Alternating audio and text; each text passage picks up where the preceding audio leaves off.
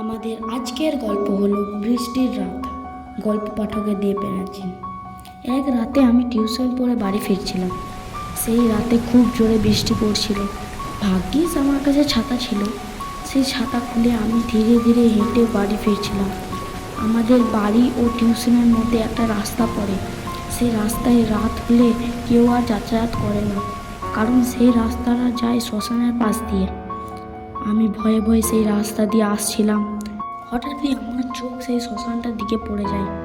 আমি দেখতে পাই যে সেই শ্মশানটায় কে যেন বসে আছে। আমি আরও ভয় পেয়ে যাই।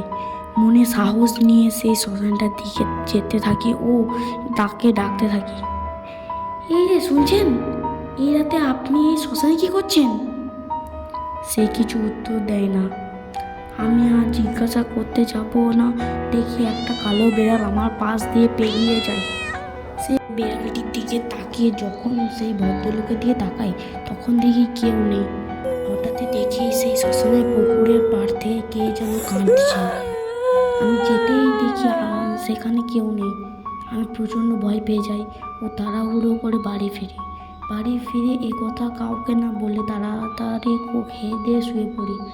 হঠাৎই আমার ঘুম ভাঙে 2টোর সময়। জল খেয়ে যখন আবার ঘুমাতে যায় তখন শুনতে পাই কে যেন আমার দরজায় টোকা মারছে।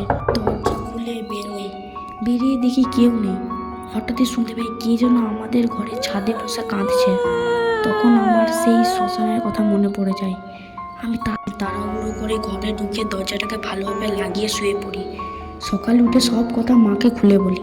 তখন মাও বলে, হ্যাঁ, কাল রাতে আমাদের ঘরেও দরজাটাও কে যেন টোকা মারছিল।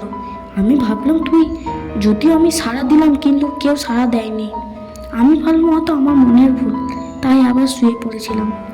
আমার বুঝতে আর বাকি থাকলো না, সে যে আমার পিছু করে আমার বাড়ি পর্যন্ত চলে এসেছে। তাই পরের দিন এক তান্ত্রিককে ডাকলাম। সে বলল, কাল অমাবস্যার রাত, কাল রাত 12টার সময় আমি আসবো। কাল রাতে একটা যজ্ঞ করতে হবে, তার ফর্দ আমি দিয়ে দিচ্ছি।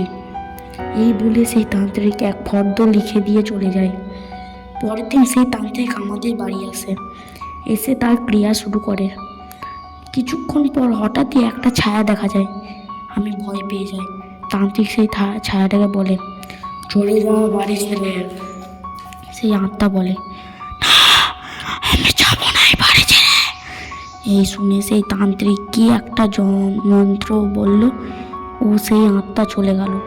সেই দিনের পর থেকে মা সেই টিউশনটি ছাড়িয়ে অন্য টিউশনে ভর্তি করে দেয়। রাত 8টার পর আর মা ঘর থেকে বেরোতে দেয় না। এই গল্পটি আমাদের এখানেই শেষ হলো। এইরকম আরও অনেক ভয়ানক গল্প শোনার জন্য আমাদের ইউটিউব চ্যানেল ভুতুড়ে বাংলাকে সাবস্ক্রাইব করে রাখুন। বেল নোটিফিকেশান দিয়ে অলে সেট করুন। ও আমাদের এই গল্পটি ভালো লাগলে লাইক কমেন্ট করতে ভুলবেন না।